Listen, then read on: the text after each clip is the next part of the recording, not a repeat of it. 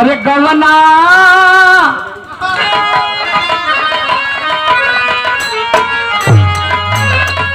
अरे गवना करा के सैया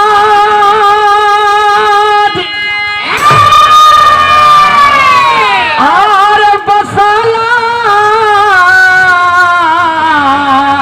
शहर में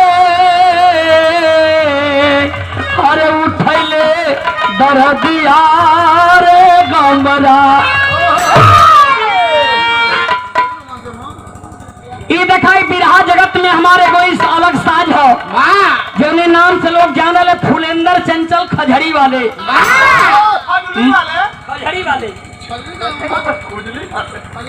खजड़ी वाले ही दिखाई ये साज हो। ये के देख के तो बोला देखा हुआ तो उन्हें पर देख के बजाय के खजड़ी हो जाए।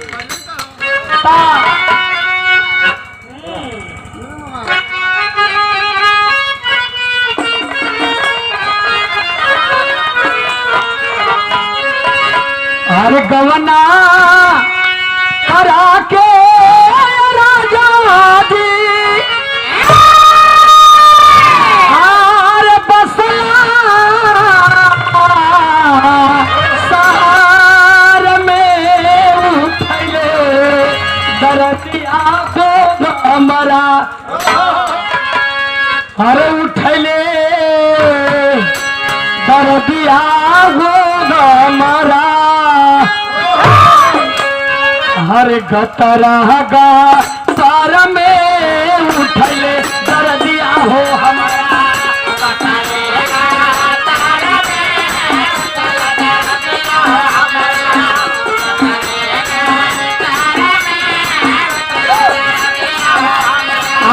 गवना करा के गवना करा के बस गैला सहारा में उठल दरदिया हो हमारा। गतरागा सार में उठल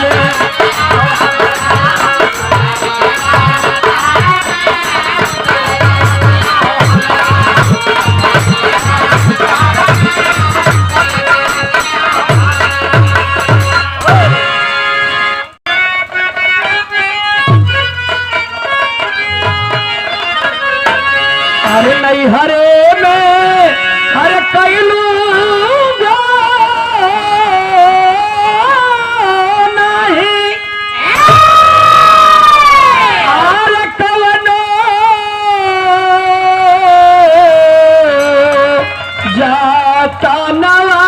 अरे डोलिया कहारा बोले के अरे डोलिया कहारा बोले के आई है सा जानवर। डोलिया कहारा बोले के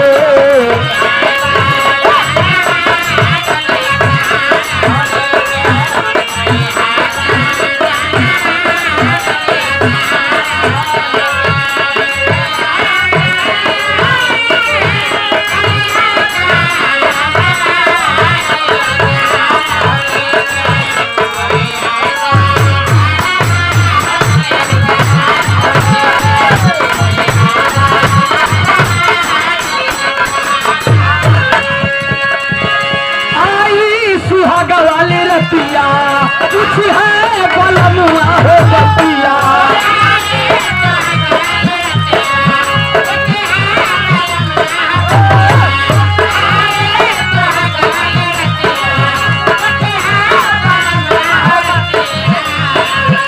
ये भाव पर देखें हमारे पिता गौरी चौधरी जी आपकी ओर से बहुत रुपया पुरस्कार। चौड़ों में कोट कोट नमन हो।